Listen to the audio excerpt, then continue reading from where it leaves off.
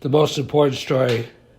I'm not going to tell you the most important story, and by the end, you'll understand why. So imagine that you live in a very, very cold climate. It could be Antarctica, Alaska, even Siberia. And imagine that when you live there, and you live there all year round, during the coldest parts and during the relatively less cold parts of the year, that you have like the warmest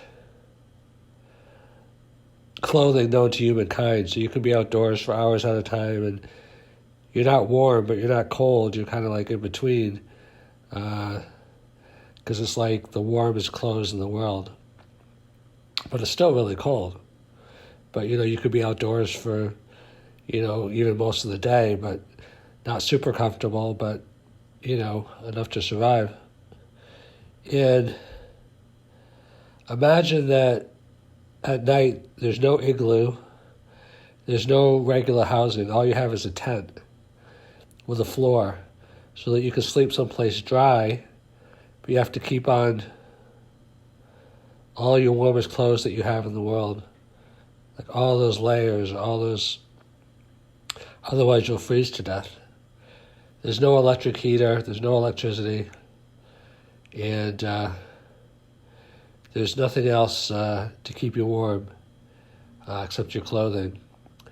And the only additional heat that you have is to huddle together closely with the other people in the tent so that you each absorb some of the body heat coming through all those clothes of each other. That's the only way you can get a little extra heat. So you're living in the coldest climate imaginable. You have just enough clothes that are warm so that you don't freeze to death.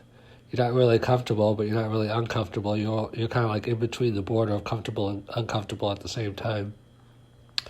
And then at night, you have only a tent so that there's no wind, but it's still cold. And you have someplace that's